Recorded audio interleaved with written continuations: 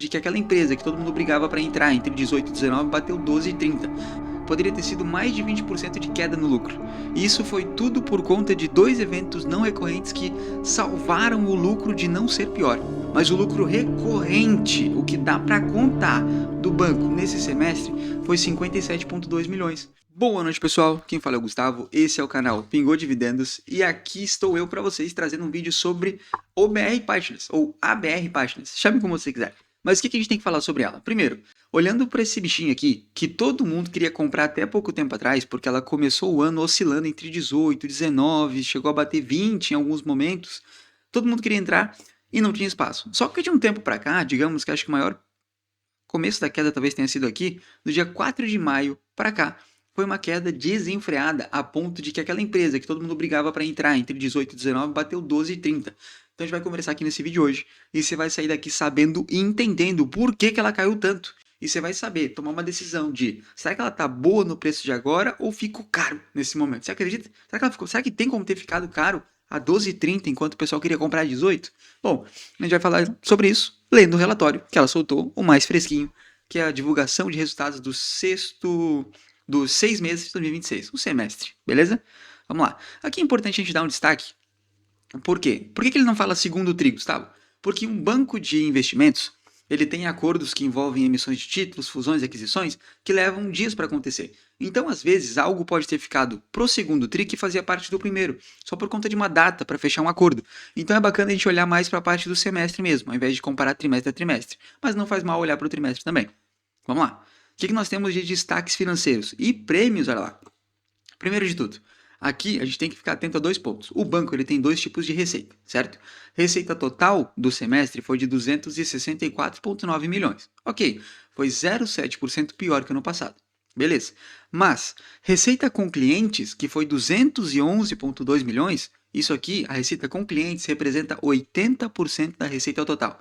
Só que aqui caiu, né? Caiu 0,7. Mas a receita com clientes subiu 5,2 frente a esse semestre do ano passado. Então o que a gente tem que entender aqui? Essa receita com clientes foi a parte positiva. Qual foi o outro braço que representa 20% da receita total que caiu? Por que ele caiu? Você vai sair daqui entendendo. Depois, receita com clientes MD. MD significa Managing Director, que são o quê? São os diretores gerais da BR Partners. São 10 na equipe. Isso aqui mede o quê? Os caras estão lá não só para troféu, não só para ser bonitinho, eles estão para trabalhar. E eles têm que trazer negócios rentáveis para dentro da empresa. Isso aqui mede o quanto está sendo rentável os negócios que eles trazem. Na média, cada diretor trouxe 41,7 milhões de receita nos últimos 12 meses. Só que, olhando para os últimos 12 meses, foi 6,3% pior do que negócios que trouxeram anteriormente. Depois, o lucro líquido. Aqui está um dos pontos de que o mercado bateu bastante na empresa. Eu tenho um ponto para te contar. Esse lucro líquido do semestre ele foi 72,8%, ou melhor, foi 72,8 milhões e foi 17,6% pior do que o do semestre anterior, certo? Mas, e se eu te contar que ele poderia ter sido pior? Poderia ter sido mais de 20% de queda no lucro. E isso foi tudo por conta de dois eventos não recorrentes que salvaram o lucro de não ser pior. Você acredita? Até o fim do vídeo você vai ver qual que é. Bom, a margem líquida dele no semestre está de 27,5%, o que ainda é uma margem muito boa, certo? O mercado está batendo também, não só na queda do lucro, mas porque a margem já foi melhor que isso, mas convenhamos que ainda está forte. 27,5% de margem líquida é muito bom. Aqui um outro motivo negativo, um ponto negativo. O índice de eficiência. No trimestre, aqui a gente vai olhar para o trimestre mesmo, tá? Porque foi horrível. 61,2%. A cada 100 reais que ele consegue trazer de receita para dentro do banco, custa para trazer essa receita 61,20. Muito caro. Muito alta essa margem. Subiu muito frente ao semestre anterior. Tanto que no semestre, na média entre o primeiro e o segundo tri, bateu 58,7. Ainda está caro. E um dos culpados, mas não completamente, é o índice de remuneração. A gente vai falar sobre ele mais à frente, mas olha só, no segundo trimestre foi 38,4%. O que é isso, o índice de remuneração? Basicamente é o seguinte, no banco de investimentos, dificilmente alguém trabalha nisso aqui por um salário, certo? As pessoas são todas PJs. Então o ganho deles vem basicamente de bônus, por acordos fechados, comissões e tudo mais. Então aqui, o que nós temos? Praticamente o índice de remuneração, ele pega a receita, certo? E tira uma porcentagem que vai para a folha de pagamento. Aqui nós temos o quê? A cada 100 reais de receita que entrou, 38,40 foi só para pagar pessoal. Ou seja, tá muito, né? Tá pegando um pedaço muito grande dessa receita, sendo que o banco não teve um desempenho muito bom. E o mercado se chateou porque funcionários estão recebendo a mais, sendo que não estão desempenhando muito bem. Isso aqui é um ponto preocupante, mas a gestão explica mais para baixo sobre isso e a gente vai falar depois. Basileia segue ok, 21,6. E aqueles prêmios que eles falaram aqui, tá logo aqui embaixo. A BR Partners ganhou um prêmio europeu, chamado Euromoney, que foi nomeado o melhor banco para fusões e aquisições do Brasil, cara, 2026. Isso é um baita de um prêmio. E olha que interessante.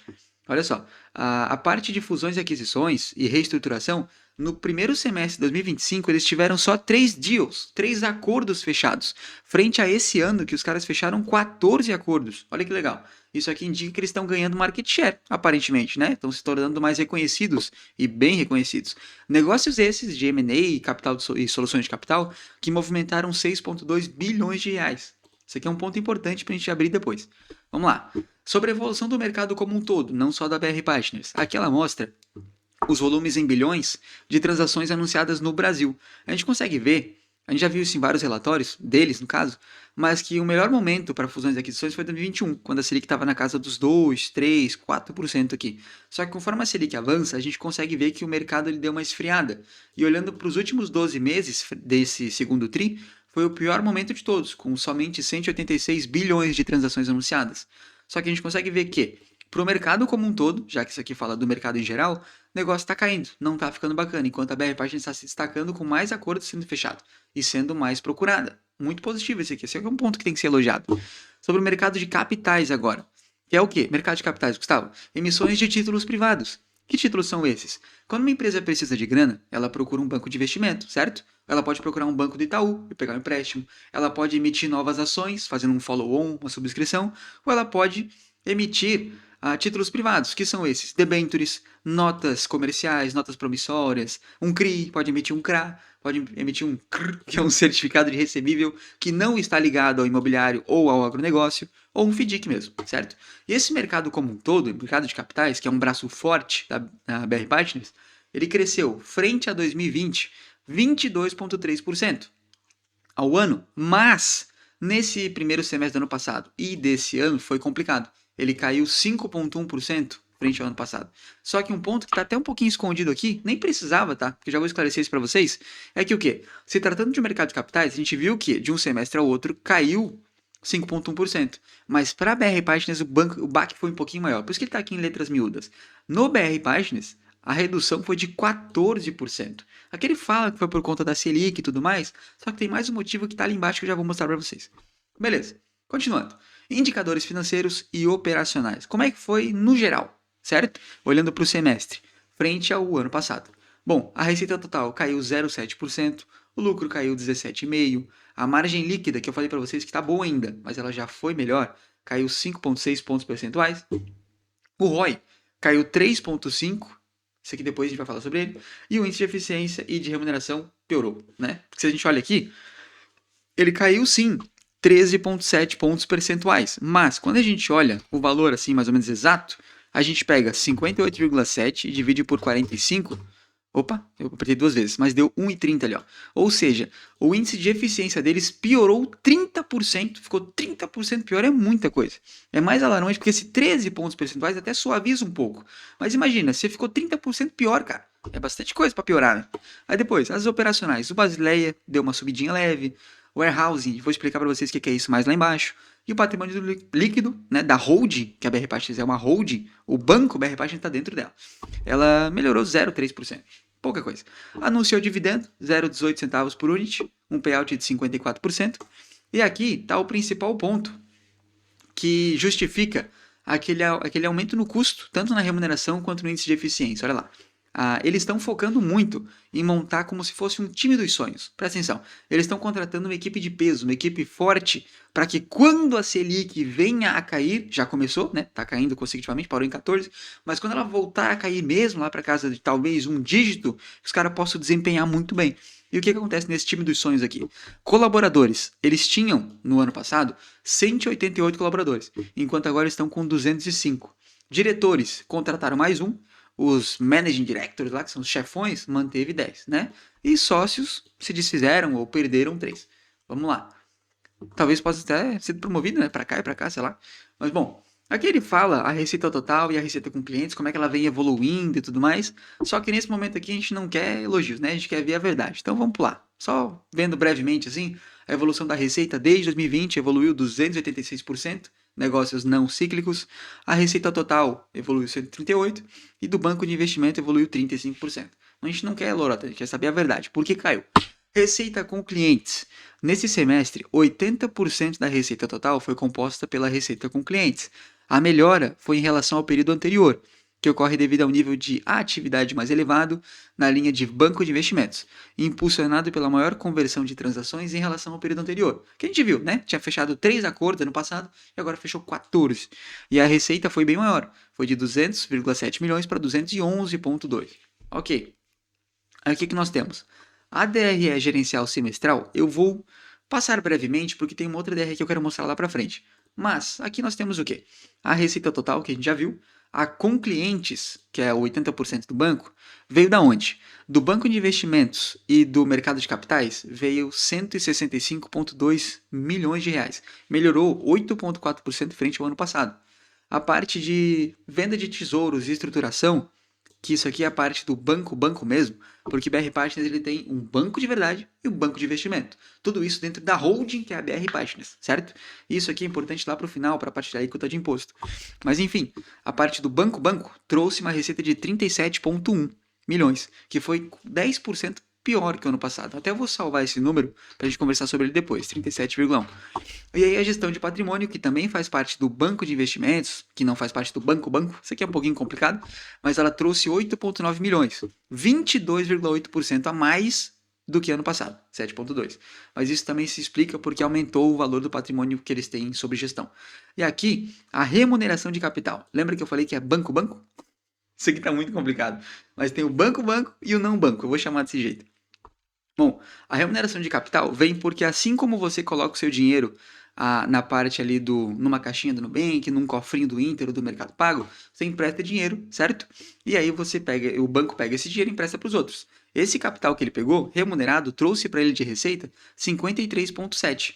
Isso ficou pior do que o ano passado e eu vou explicar para vocês depois do porquê disso.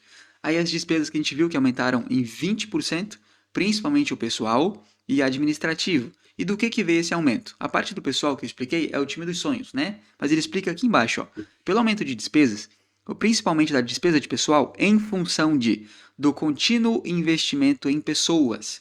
Eles estão promovendo pessoas e contratando mais gente. Para quê? Para poder manter essa galera dentro do time. Mesmo em momentos difíceis, com Selic alta, poucos negócios acontecendo, eles estão investindo para não perder equipe. E do outro ponto, do pagamento de bônus. Olha lá, ainda assim, a companhia continua buscando atingir a recomendação interna, que é uma meta dentro deles, da empresa, de um índice de remuneração máximo de 30%. Coisa que a gente viu que bateu 38% nesse segundo trimestre e 34% no semestre, para o ano cheio de 2026. Ou seja, é esperado, de acordo com o objetivo deles, que lá para o segundo semestre de 2026, a gente tenha um índice de remuneração ali na casa dos 24%, 26%, para poder bater essa média de 30% ao ano. Ok. Observou-se aumento nas despesas administrativas. Por quê? Porque a gente viu ali que a do pessoal aumentou 31%. Foi de 68 milhões para quase 91. Só que a administrativa também cresceu muito. Cresceu de 47 milhões para 69. E por que isso aconteceu? Você viu lá que ele fechou mais negócios? De 3 ano passado para 14 agora? Ele não fechou tudo isso por conta própria, porque ele ganhou um prêmio, ele foi reconhecido, o pessoal ia até eles. Não. Eles têm pessoas que indicam eles para prestar serviços. E aqui está o exemplo, ó. Observou-se aumento da despesa administrativa, refletindo maior nível de atividade no período e maiores despesas com referral fees. O que é referral fees, Gustavo? Comissão, certo? Tu me trouxe um negócio lucrativo, eu te pago uma parte. E essa parte geralmente custa caro. Ela tem a ver ali com o valor que foi negociado, né? Beleza. Aí depois, eu não vou falar sobre essa parte aqui de baixo, porque isso aqui vai para a DRE contábil lá embaixo. Vamos seguir pro vídeo. A trimestral vamos ignorar, já vimos a semestral. Ok. Unidade de negócios, banco de investimentos e mercado de capitais. Aqui vamos lá, olha que interessante. Nesse primeiro semestre, o que nós temos? O volume que passou por eles no banco de investimentos foi de 6,2 bi, que é o que a gente viu lá em cima, né? Frente ao ano passado, que foi só 1,2. Só que olha só, teve um aumento de 400%. Estouramos, né? Ganhou prêmio, ficou reconhecido. Então, para os próximos trimestres e semestres, a gente pode esperar que os caras vão ser absurdo. Será que isso aqui virou um novo recorrente? Não. Olha só. Porque tá vendo aqui, ó, que o volume que passou por eles no banco de investimento foi 6,2 bilhões, certo? Certo, ok. Só que olha só aqui embaixo. As transações que aconteceram foram essas. Teve fusão e aquisição da Oba Hortifruti, a Natural da Terra, que aqui o valor da transação foi divulgado, 69 milhões, ok. Aí depois teve esse Jaime Camara com outros, Rodobens com Mercedes-Benz, MC e Aerovip, só que olha só, muitos desses têm valores não divulgados, ok? Mas quem tem valor divulgado? Esse IHS com Macquarie, valor divulgado 5,2 bi, e o IHS com a TIM, valor divulgado 1 bi. Ué, mas se a gente somar 5,2 com 1, dá 6,2, certo? 6,2. E quando a gente olha aqui, ó, pô, né, teve um salto de 419%, mas foi basicamente por conta de dois acordos. É aqueles ali, 6,2. Olha lá que interessante. E aí, basicamente, o que acontece? Ele teve sim um estouro de 400%, mas foi graças a dois acordos fechados. Senão teria sido alguma coisa muito próxima no ano passado. Mas, né, é mérito dele, conseguiu fechar negócio. Mas não dá para contar que 6,2 é um novo recorrente. E outra coisa, a parte do volume de capitais e mercado de capitais teve uma queda aqui. Essa queda foi de 14,5%. Por quê? Porque ano passado eles emitiram, né, debêntures, CRIs, CRAs, em 5 bi, enquanto esse ano emitiram 4,2. Só que aqui também teve um diferencial, que está aqui embaixo, ó. Olha só, aqui, né, 5 bi no ano passado, 4,2 bi esse ano.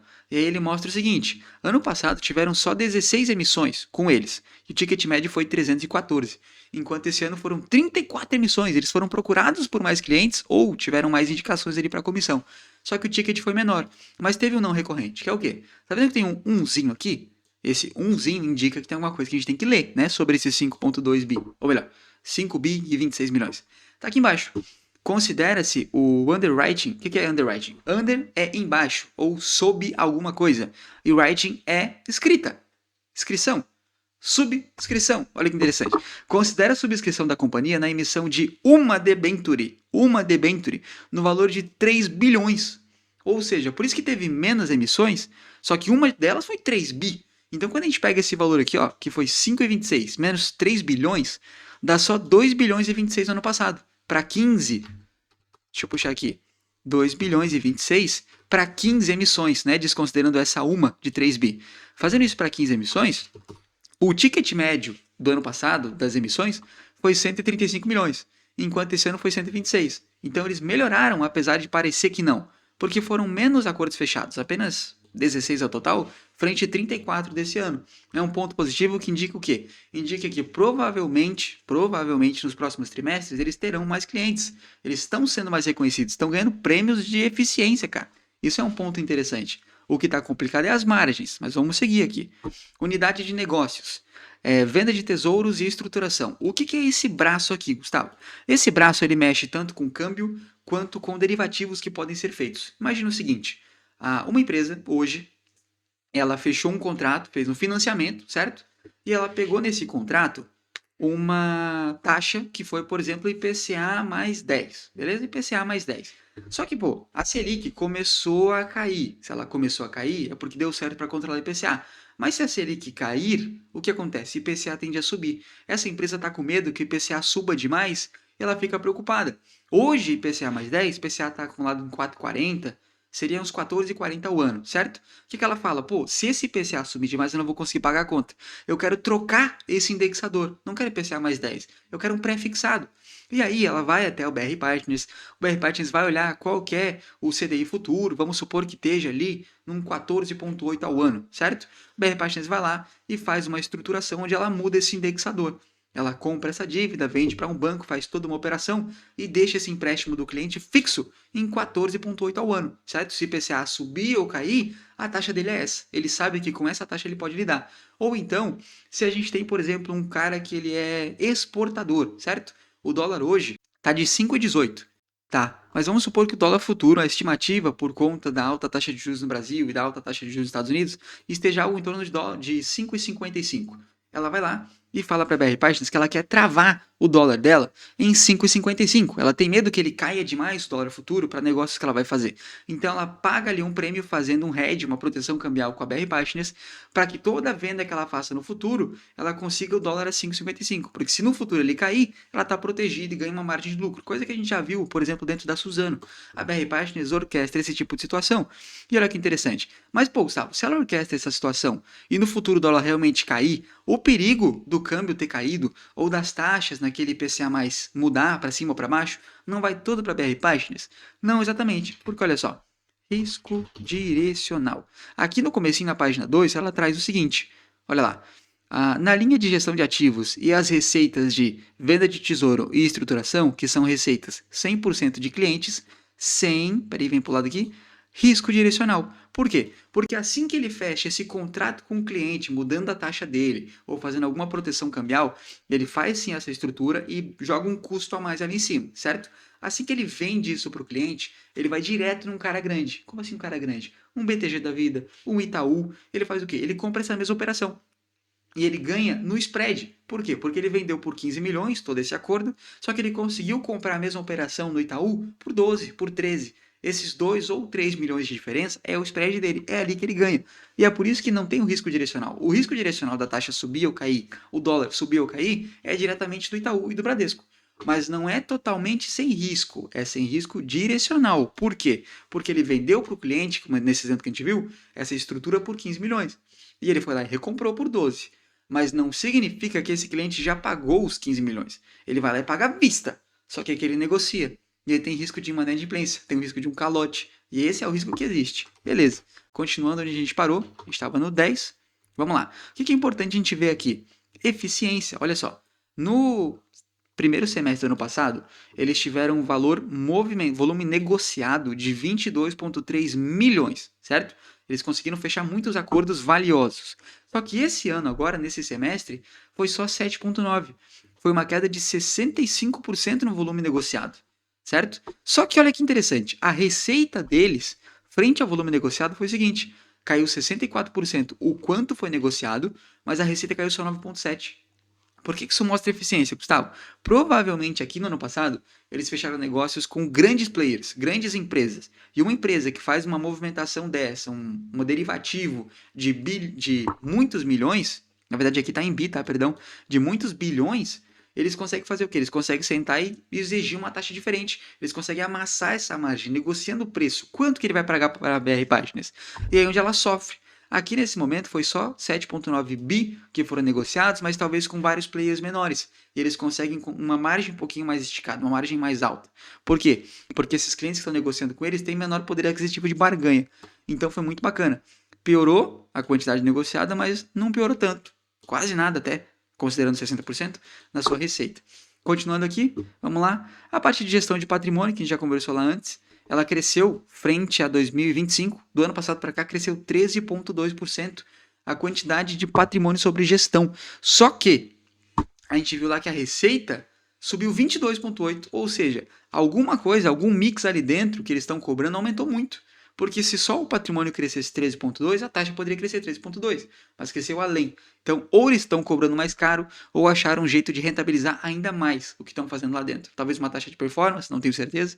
E eles tiveram 722 milhões, aqui está NNM, não lembro a sigla em inglês, mas de adições líquidas, de pessoas que entraram a mais do que os que cancelaram.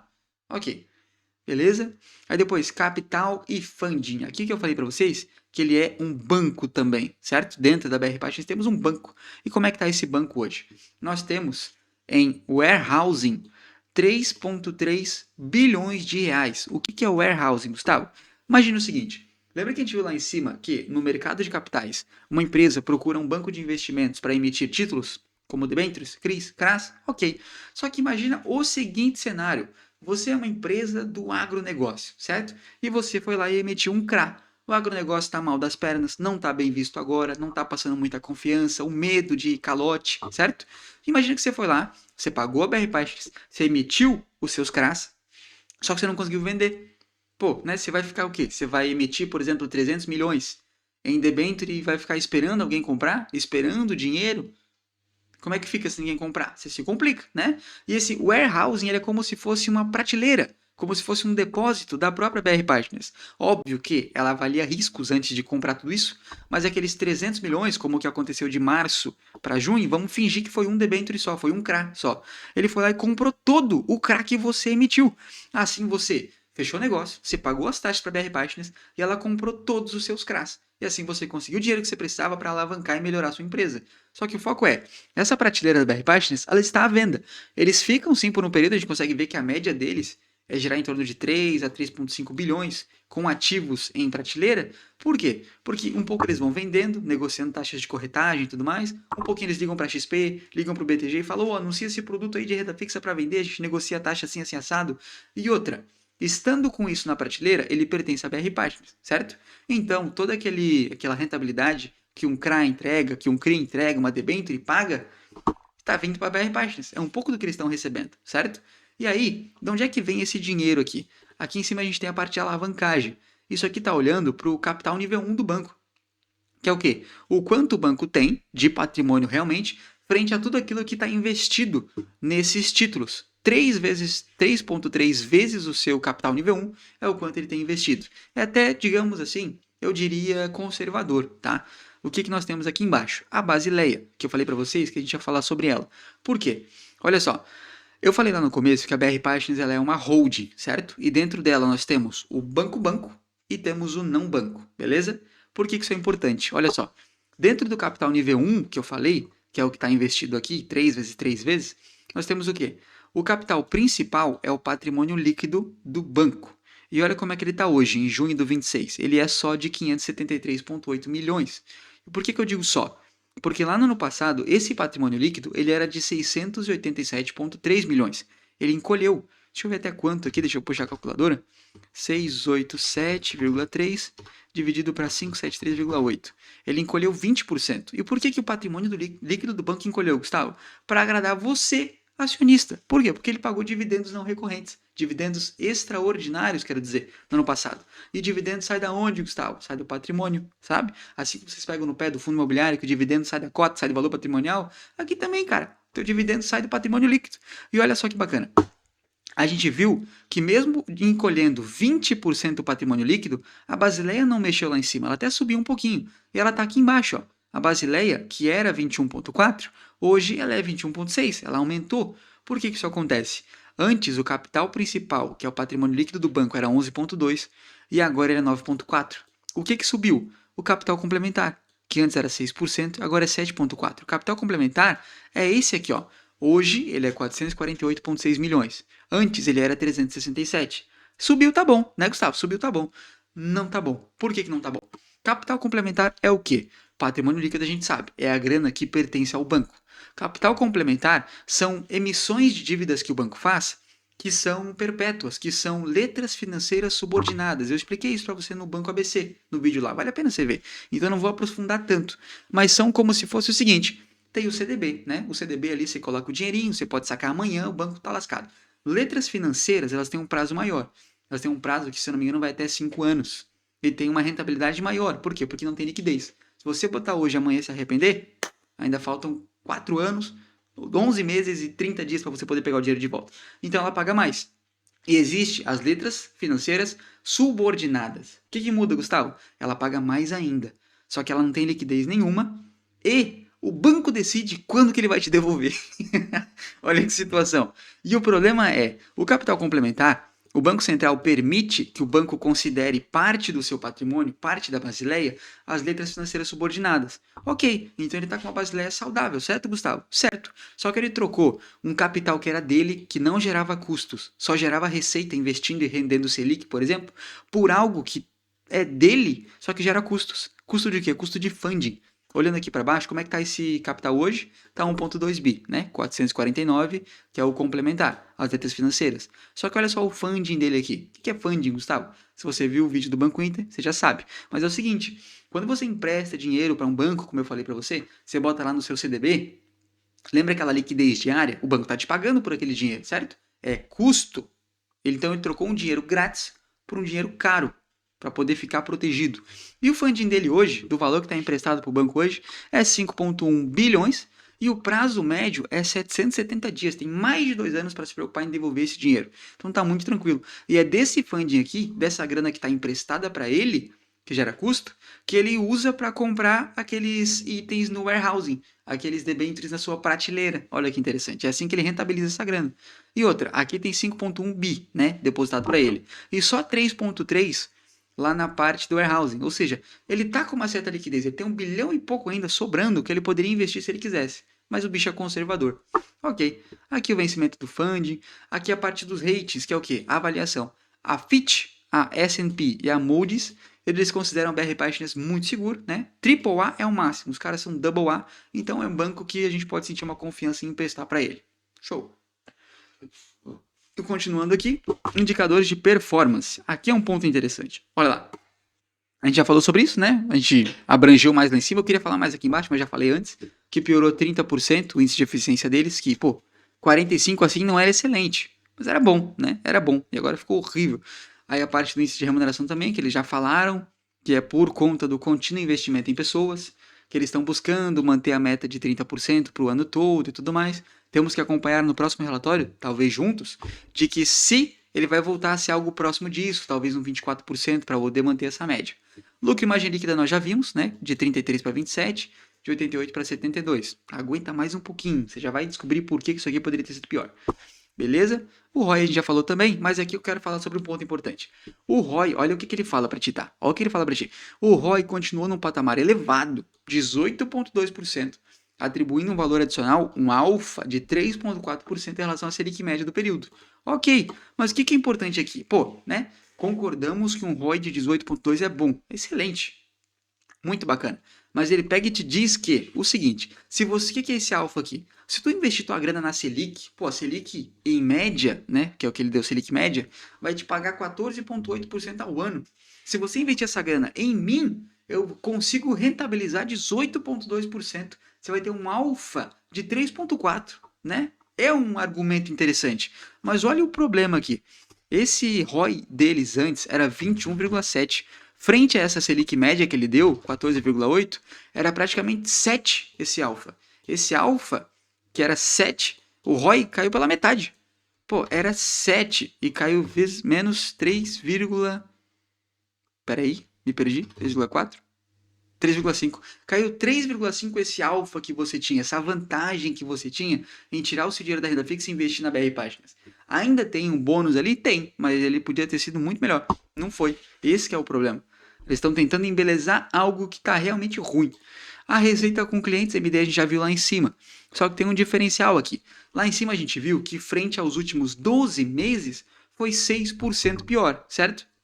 Só quando a gente compara o primeiro semestre do ano passado com o primeiro semestre desse, a gente vê que antes era 20,1, agora é 21,1, melhorou um pouquinho. Mas por que aqui diz que parece que melhorou e lá diz que parece que está pior? É porque lá está comparando o ano inteiro, aqui está comparando as mesmas épocas. O que nos diz que o terceiro e quarto TRI de 2025 foi muito bom, por isso jogou a média para cima. Composição acionária não importa muito, mas a performance importa demais.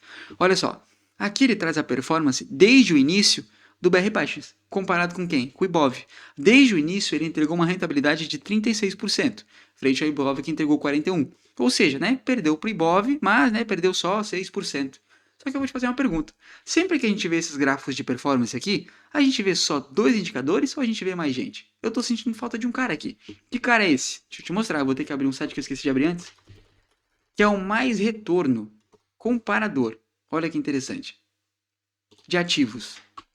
Deixa eu puxar aqui para nós. PRBI 11. Vamos aqui embaixo. Depois nós temos o Ibov, né? Que ele botou Ibov, vamos botar Ibov. Vamos puxar aqui o Ibov. E depois nós temos quem? O grande CDI. Deixa eu puxar o cara aqui, ó. E até vamos comparar datas, tá? Aqui ele traz do dia 21 de julho de 2021 até julho de 2026. Aqui no Mais Retorno, felizmente, a data está mais avançada. A gente tem aqui até agosto, até o comecinho de agosto, certo? O que nós temos? E pode reparar que começa também em 7/21. Mesmo data de começo, só termina um pouquinho depois. E olha o que acontece nesse um pouquinho depois. Aqui a gente consegue pegar o finalzinho. 7... Dá para dar um zoom? Não dá. 6 de agosto. Olha só, enquanto a BR Partners te trouxe desde o começo uma rentabilidade de 31,9%. O Ibov te trouxe 35,8%. O cara que só botou a grana dele no Tesouro Selic e deixou lá, veio para cá com uma rentabilidade de 80%. O cara destruiu todo mundo, só com a renda fixa. Olha que loucura, cara. Olha só no CDI. Então, por isso que eles deixaram de fora. Eles deixaram ali, pô, né? O Ibov é o Ibov, né? Perdemos, mas perdemos por pouco. Só que frente à renda fixa foi uma surra desgraçada. Isso que é o complicado, cara. Isso aqui desnorteia. Tinha que estar aqui esse CDI, tinha que mostrar que os caras perderam, pô. Tem que perder e levantar a cabeça. Eu perdi mesmo. Tem que fazer melhor. Mas beleza. Vamos lá. Continuando, aqui mostra a parte da liquidez, não é relevante. Demonstração de resultado contábil. Aqui é que finalmente eu vou parar de enrolar e vou contar para vocês o quê? Vou contar para vocês os 2 não recorrentes que salvaram esse lucro de não ser muito pior. Vamos lá. Total de receita já vimos, né? Resultado líquido de juros, ganhos e perdas em instrumentos financeiros. Quase 91 milhões. Total de receita de serviços prestados, 174 milhões. Só que a despesa já quase come toda a parte do banco que não é banco. 179. Despesa com pessoas que nós já vimos, administrativa que nós já vimos, tributárias, vamos falar depois. E olha só um ponto interessante. O primeiro não recorrente foi isso aqui, ó. Olha só, perda por redução ao valor recuperável. É o seguinte, lembra do warehousing, aquela prateleira deles, de ativos que ele investe dos próprios clientes? Então, no primeiro semestre do ano passado, eles tinham ativos, sabe aquele PDD que a gente vê no banco, os caloteiros? Tem debênture que não paga, tem CRI que não paga, tem CRA que não paga. Então a questão aqui é o quê? Ele precisa reservar um valor para se prevenir daquela perda, né? Por quê? Esse dinheiro não é dele, é do fund, você lembra? Ele tem que guardar um valor do que ele espera tomar um calote. E no ano passado, ele reservou 11,4 milhões. Eu vou até anotar esse valor aqui para não esquecer. Deixa eu puxar aqui, ó. É 11,464 milhões, certo? Só que esse ano, por conta de ativos de melhor qualidade, por exemplo, ele só precisou reservar 2,2 milhões. Então, menos 2,224. Ou seja, teve um não recorrente que aumentou o lucro desse semestre em 9,2 milhões. Olha que interessante. Então, a gente já vai fazer uma conta diferente aqui. Mas antes, eu quero te mostrar o seguinte. Esse foi o primeiro não recorrente que inflou o lucro desse ano, certo? Beleza. O segundo ponto foi aqui, ó. Resultado antes dos tributos sobre o lucro. Olha que interessante. No ano passado, deixa eu abrir outra calculadora. No ano passado, nós tínhamos, né, nessa mesma época, 118 milhões 107 antes de pagar impostos. Ele pagou 29 milhões 792 mil sobre essa quantia. Quanto que dá essa alíquota de imposto? 29,792 dividido por 118, 107. Ele pagou 25% de imposto. Ok? Nesse ano, ele pagou muito menos. Aí tu vai dizer, pô, Gustavo, essa é fácil, né? Ele lucrou menos, logo ele paga menos imposto. Ok? O que tem de diferente aí? Olha comigo, a alíquota do ano passado foi de 25% sobre o lucro. Esse ano foi 12,721. Dividido por 85,522, ele pagou 14,9% de alíquota de imposto. Olha que interessante. E eu não achei nenhuma informação no release justificando por que pagaram menos imposto. Tá aqui o segundo não recorrente. Beleza, Gustavo. Já achamos 2 não recorrentes que salvaram esse lucro. Mas quanto deveria ter sido esse lucro? Acompanha comigo. A gente vai pegar esse 85,522, certo? E a gente vai subtrair aquele não recorrente que aconteceu, que foi menos 9,240. Então, ok, o lucro aqui já teria sido de 76 milhões, antes dos impostos. Agora a gente vai aplicar o justo, né, que é uma alíquota de menos 25%, que vai para o governo. O lucro real do banco nesse semestre, não digo real, porque o real foi realmente isso, mas o lucro recorrente, o que dá para contar do banco nesse semestre, foi 57,2 milhões. E é daqui que a gente vai fazer o nosso preço teto, para entender se vale a pena comprar agora ou não. 57,2 é o semestre, certo? Então o ano é o dobro disso. O lucro do ano seria 114 milhões 423. Então vamos sem mais demora fazer um preço teto. Primeiro, que yield você espera, Gustavo? 8%. Payout da empresa. Aqui a gente viu que naquele dividendo distribuído foi 54%.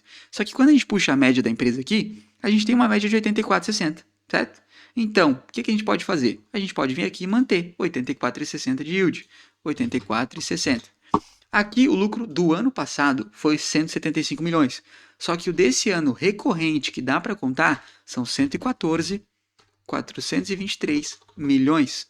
Espera aí, esse é o recorrente, é o que dá para contar. Fazendo essa estimativa, essa projeção, bastante pé no chão do banco, nosso preço teto é 11,50. nossa margem está negativa em 6,30. Por isso eu digo para vocês que, sendo conservador, o banco tá caro. Não dá para comprar ainda. Precisa cair abaixo de 12 para poder ficar interessante, né? Porque não dá para negar que é um banco bom. E aqui eu tenho que trazer 2 pontos para vocês. Primeiro de tudo, não posso só chegar aqui e dizer que o preço teto é esse, né? Na minha opinião, claro. Não posso dizer que o preço teto é esse aqui e vou embora. Tem que fazer o seguinte, a gente tem que olhar para 2 pontos. Aqui em cima, quando a gente viu esse dado horrível de índice de eficiência e remuneração, ele falou o seguinte: a companhia reitera que continua buscando atingir a recomendação interna de um índice de remuneração máximo de 30%. Ok? Então, o que a gente tem que levar em consideração? Eles não querem mais pagar 34,2%. O que eu vou fazer? Se a meta deles for alcançada, se eles conseguirem fazer o que eles querem, a gente espera um índice de remuneração de 25,8%, né, para o próximo semestre. Então, eu vou ser justo com a empresa. Eu vou dar um cenário onde eles conseguiram bater a meta, né? Conseguiram bater a meta. Então, o que vai acontecer aqui? Eles vão conseguir repetir esse mesmo gasto com despesa de pessoal, né? Porque a despesa de pessoal é o índice de remuneração. Então, a gente vai refazer essa conta a partir daqui. Vamos lá. Nós temos o total de receita, 264,906. Aí, nas nossas despesas, a gente vai fazer o quê? Menos 179,384, ok? Mas a gente vai somar aquela diferença ali, que foi 90,584 menos 68,832. Isso é o que eles vão economizar, dando menos remuneração para os seus funcionários. Mais 21,752. Pá, ok? Deu 107. Aí a gente vai pegar esse 107. Meu Deus, é muito calculador. Vai pegar esse 107 e vai tirar aquela alíquota justa de 25%. Ok? Dá um lucro de 80 milhões por semestre, se a meta for batida. Se a gente multiplica esse semestre para anual, vezes 2, dá um lucro de 160 milhões. Próximo do que foi ano passado. Ainda não alcança, mas chega próximo. E chegando próximo, o que nós temos? 160 milhões. Beleza, agora sim, sendo otimista, tá? Acreditando que a empresa vai conseguir bater sua meta. O preço teto já sobe para R$ 16,11. 31% de margem de segurança. Aqui dá para aportar e dá para conseguir um yield positivo na cotação atual de 10,48%. Então é aqui que eu te deixo, com 2 cenários. O cenário pessimista, olhando para essa foto, para esse momento atual. Cenário de eleição, cenário de Selic lá nas alturas, cenário de mercado difícil, um time dos sonhos que ele não pode pagar menos. E eu vou te dizer por que ele não pode pagar menos. Só para explicar. Porque, claro, ele está pagando caro nessa equipe dos sonhos aí, que ele está falando que está investindo no pessoal, promovendo em geral. Por quê? Porque é o seguinte, quando a gente fala de uma empresa comum, o patrimônio líquido dela são os ativos, né? É a empresa em si, são os equipamentos que ela tem e tudo mais. Só que quando a gente fala de banco de investimentos, que são aqueles caras que fazem gestão de patrimônio, são os caras que fazem operações derivativos, que têm conhecimento de empresas para poder trazer para dentro e fazer negociação, o patrimônio líquido do banco de investimentos, ele vai embora pelo elevador às 6 horas da tarde e só volta amanhã. A questão é, se eles pagarem menos para essa equipe, que é quem é responsável por trazer receita para dentro, essa galera pode muito bem ser contratada por um concorrente, ser contratada pelo Itaú, ser contratada pelo Bradesco, e os caras vão perder esse time que tem esse potencial. Então, o que eu te digo? Olhando para o passado, a empresa é boa, né? Não dá para negar. Tipo, foi horrível esse trimestre, esse semestre tá ruim.